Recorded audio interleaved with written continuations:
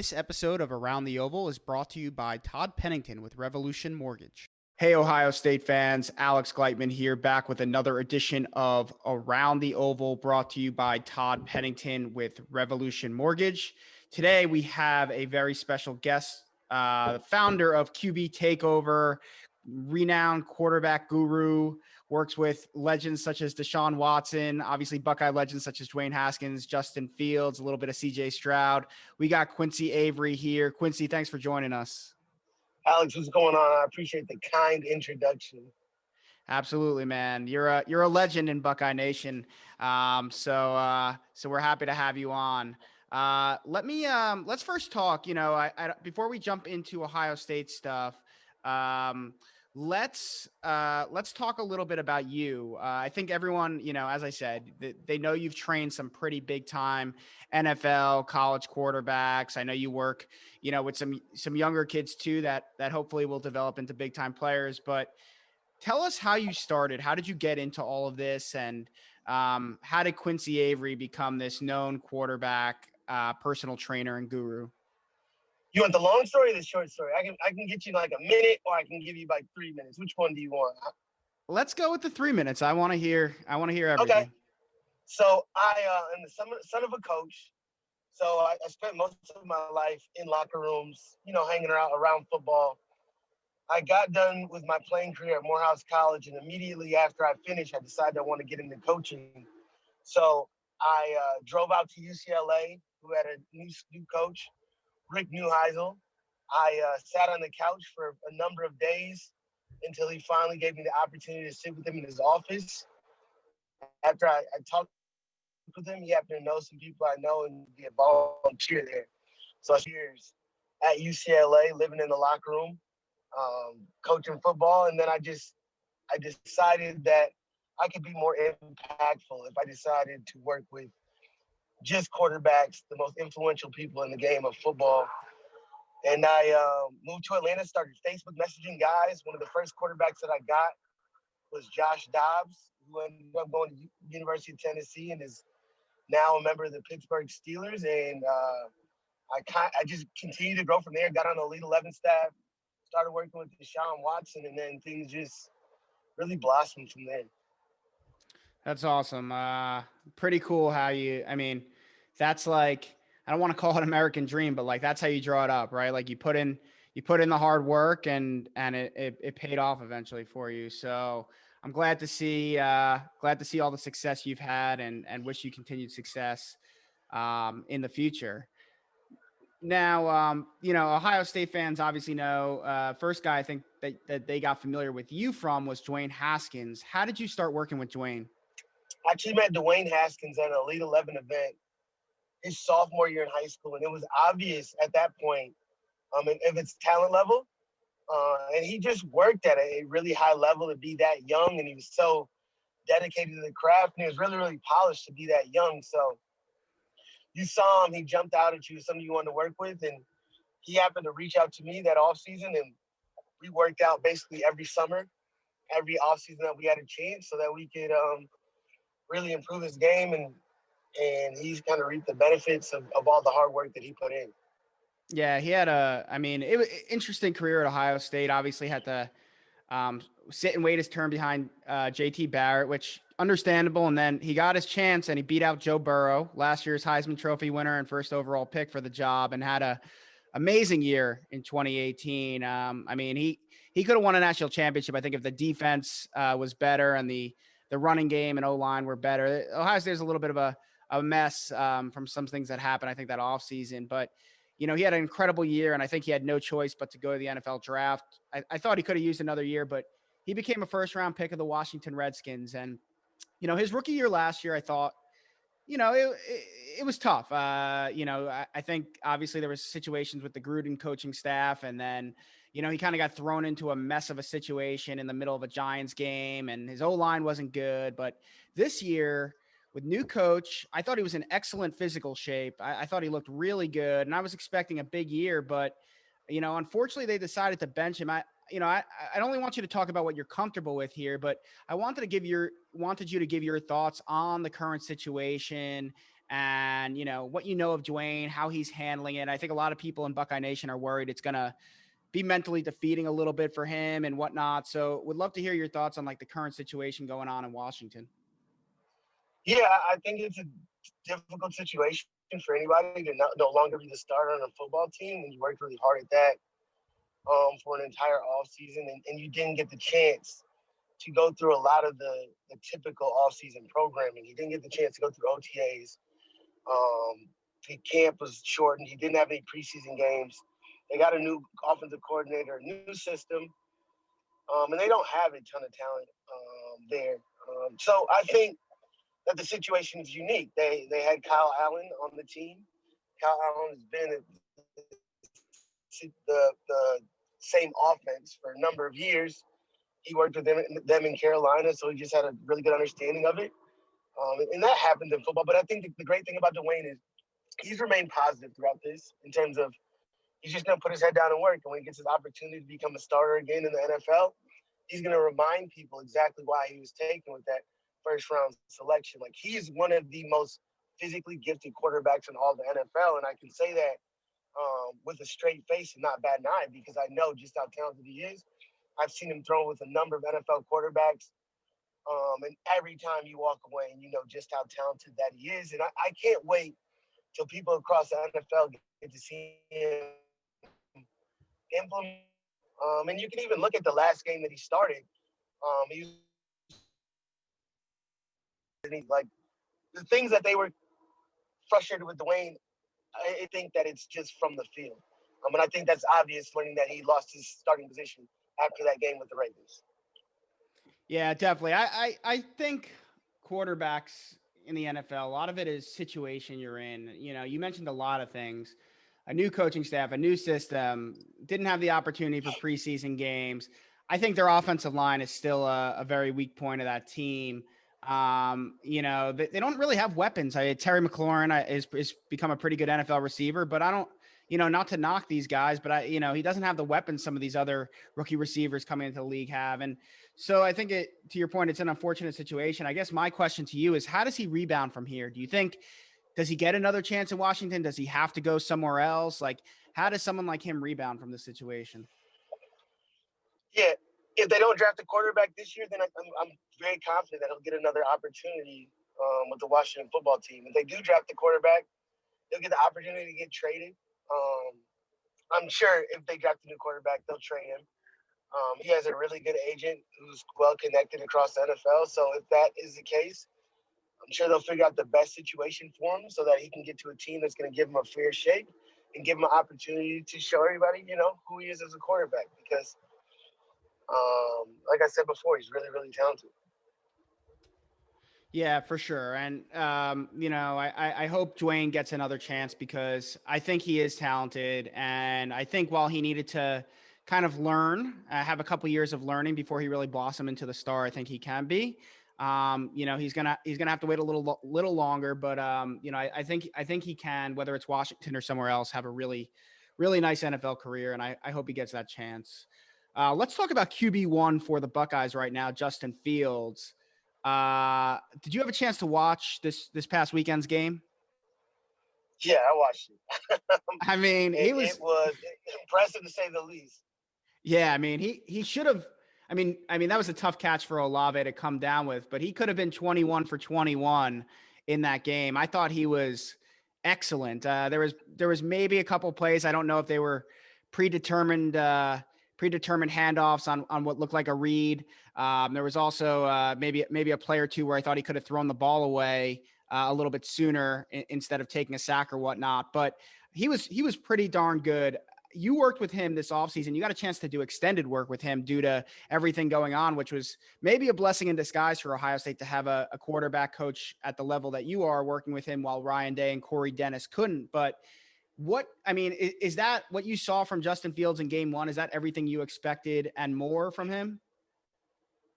I'm not going to say more because I literally think Justin should be in a real conversation for the first overall pick in the NFL draft. Like, he's that good. And I'm always shocked when I hear people say Trevor Lawrence's name and act as if Justin and isn't in the same conversation for for that level of quarterback. He's phenomenal talent. He's a generational talent. He's really Cam Newton athletic ability with the ability to throw the football anywhere he wants. And you can see that by him going 20 and 21.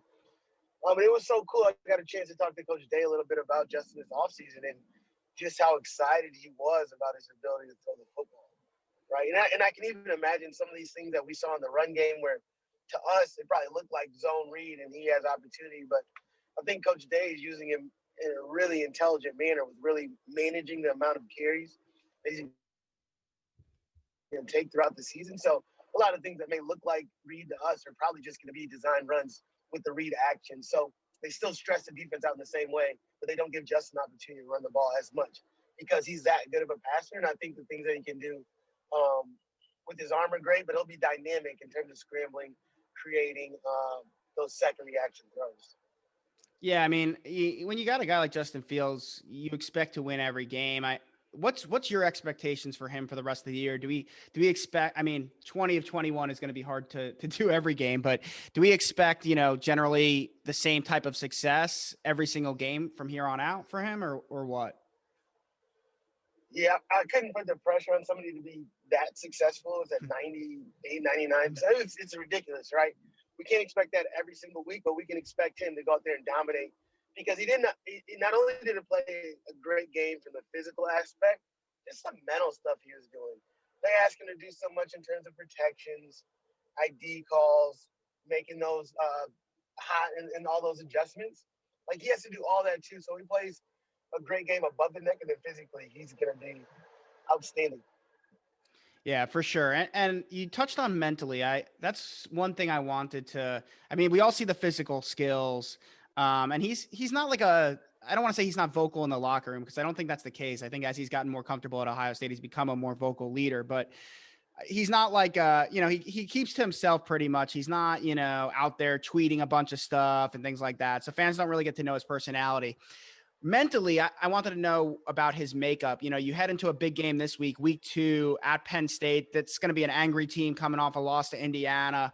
This game could be basically what decides the Big Ten, push comes to shove, and potentially could end Ohio State's national championship hopes.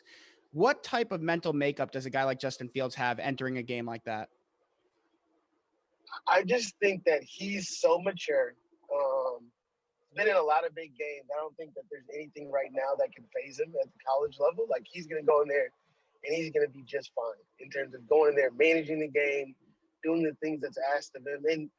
And I know I've said this a lot, but the coaching staff there is going to prepare you as well as anybody in the country so that you're prepared for everything that defense is going to throw at you. So you're never out there surprised, right? And that's something that a lot of other guys don't have, and that's something that allows quarterbacks like Justin Fields to be really comfortable when they go hit the field. So that's complimentary not only to Justin, but the amazing coaching staff over there with Ohio State. Yeah, absolutely. And we'll touch on the coaching staff in a bit. Before we jump to another Ohio State quarterback, just wanted to ask. I know you mentioned Justin Fields being in the same conversation as Trevor Lawrence. I was going to ask you. I mean, obviously, I don't think it's going to be a surprise for anyone if and when, I should just say when, Justin declares for the NFL draft after this year. He's a certified first round pick, and if it was my kid, I'd tell him to go, even if he was a second round pick. But when he goes to the NFL draft, what are your expectations for him in the NFL? I mean, I think he fits what's going on in the league perfectly right now, but would love to hear from you, a guy who's worked with him, every day in the offseason, things like that. Why, I guess my question is, why is he, in your opinion, worthy of the number 1 pick? And to NFL scouts, why is he going to be a success in the NFL? The way the game is evolving, you cannot play the quarterback position unless you can do multiple things.